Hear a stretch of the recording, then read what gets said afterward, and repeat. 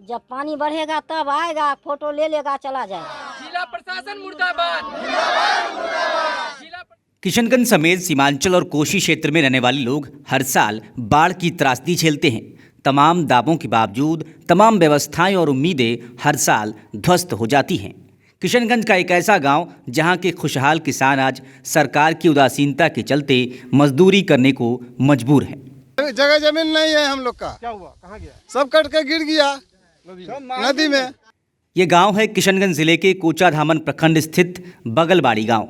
इस गांव में कभी हंसते खेलते सैकड़ों परिवार रहा करते थे। यहाँ के किसान अपनी उपजाऊ जमीन पर खेती कर अपने परिवार का भरण पोषण किया करते थे, लेकिन पिछले कई सालों से महानंदा नदी के तांडव से गांव उजड़ चुका है। लोग बेघर हो गए। किसानों की उपजाऊ जमीन नदी में विलीन हो गई। कल तक जो भूस्वामी किसान थे आज दूसरों के खेतों में मजदूरी कर रहे हैं। गांव में आज भी दर्जनों परिवार रह रहे हैं, लेकिन उनके घरों तक भी नदी पहुंच चुकी है। अगर जिला प्रशासन द्वारा इस बार भी समय रहते बांध का निर्माण नहीं करवाया गया तो गांव का अस्तित्व ही मिट जाएगा। ग्रामीण जिला प्रशासन से बांध निर्माण की मांग कर रहे हैं। परेशानी हम लोग का यही है कि नदी बहुत दूर में था, नज़दीक आ गया है। अभी हम लोग का रहने का उपाय नहीं है। हम लोग कहाँ जाएंगे? बाढ़ आ जाएगा तो कट जाएगा, वो भी थोड़ा सा है नज़दीक में। इतना नज़दीक में हम लोग कैसे रहेंगे? बहुत बड़का गांव था, आगे से सब गांव हट गया ना, कट कट के घर सब बहुत वहाँ तक था। हम लोग जिस टाइम में आए उस टाइम में बहुत दूर तक गाँव था। अभी हम लोग का किसार में हो गया, अभी कहाँ जाएंगे हम लोग? घर कट गया, घर कट गया तो हम लोग को व्यवस्था नहीं है रहने के लिए। हम लोग कहाँ जाएंगे? बांध का निर्माण किया गया आपके यहाँ? कुछ नहीं करता है सरकार। तो अपना नींद से सुआ हुआ है। गरीब को कौन देखने वाला है? अमीरों को सब देखने वाला है। हालत तो देखते हैं जो नदी में घर कट के गिर गया है, बाकी आज तक कोई सुनवाई नहीं हुआ है। इस बार अब क्या होगा नहीं होगा कैसे कहेंगे? अब नदी में फंसेंगे कि बचेंगे कैसे कहेंगे? जमीन नहीं है जो घर तोड़ के लिया दूसरे जगह घर बनाएंगे। तो हम लोग का घर से निकालने का मुश्किल हो जा रहा है। हाँ, घर से निकालने के लिए। और क्या बोलेंगे आप लोग को? गोरू गाय बाल बच्चा लेकर हम लोग कहाँ जाएंगे?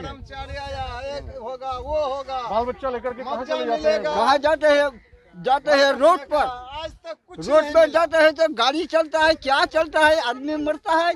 छुआ के पकड़ाएंगे ना, अपने जान बचाएंगे। पानी जब बढ़ता है तो रात में क्या सो पाते हैं? हाँ, तो रात में नहीं सोते हैं ना, लाइट लेके टॉर्च लेके घूमते हैं। ये क्या होगा क्या नहीं होगा भाई? जल संसाधन विभाग द्वारा नदी के कटाव से बचाने के लिए स्थायी समाधान न कर बारिश के मौसम में मानो बहती महानंदा में हाथ जरूर धो लिया जाता है। जियो बैग में मिट्टी भरकर और बांस बल्ला लगाकर कटाव रोधी कार्य किए जाते हैं, जो हर साल पानी में बह जाता है और उसके साथ ही बह जाता है सरकारी पैसा और लोगों की उम्मीदें। कि 2014 से यहाँ काम हो रहा है और काम होने से पहले बम्बू पैलिंग का काम होता है और बम्बू पैलिंग करके जाते हैं विभाग के आदमी, स्कूटी हुआ या एसडीओ हुआ या जई हुआ। करने के बाद जो है वो लोग अपना काम करके चले जाते हैं। उसके बाद बाढ़ आने से पहले उसे ढा जाते हैं। बार बार हम लोग जल निस्तारण विभाग को हम लोग लिख के देते हैं, पूरा गांव वाला विधायक जी को देते हैं और सब आदमी को देते हैं हम लोग, कि हम लोग का कोई सुने, लेकिन सुनता नहीं है। हम लोग को खाली दिलासा देता है कि नहीं हो जाएगा, नहीं हो जाएगा, लेकिन हो नहीं पा रहा है सर। इस साल गांव को बचाने के लिए ग्रामीण सरकार और जिला प्रशासन के खिलाफ अपनी आवाज़ बुलंद कर रहे हैं। ग्रामीण इस गांव को बचाने के लिए अस्तित्व की लड़ाई लड़ रहे हैं, साथ ही प्रशासन से स्थायी समाधान करने की मांग कर रहे हैं। ग्रामीणों ने कहा कि अगर वक्त रहते प्रशासन द्वारा बांध का निर्माण नहीं किया गया तो ग्रामीण सड़कों पर उतरकर आंदोलन को मजबूर होंगे।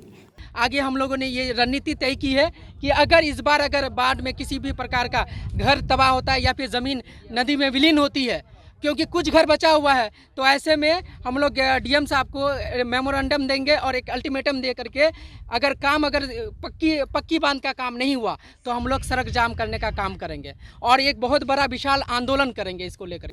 जब मामले को लेकर जल संसाधन विभाग के कार्यपालक अभियंता से पूछा गया तो उन्होंने कहा कि कटाव निरोधक योजना के तहत इस गाँव के लिए प्रस्ताव भेजा गया था, लेकिन योजना समीक्षा समिति से पारित न होने से 15 मई तक कार्य नहीं करवाया जा सका है। उन्होंने कहा कि बाढ़ से स्थिति गंभीर होने के बाद ही गांव को बचाने के लिए प्रोटेक्शन कार्य करवाया जाएगा।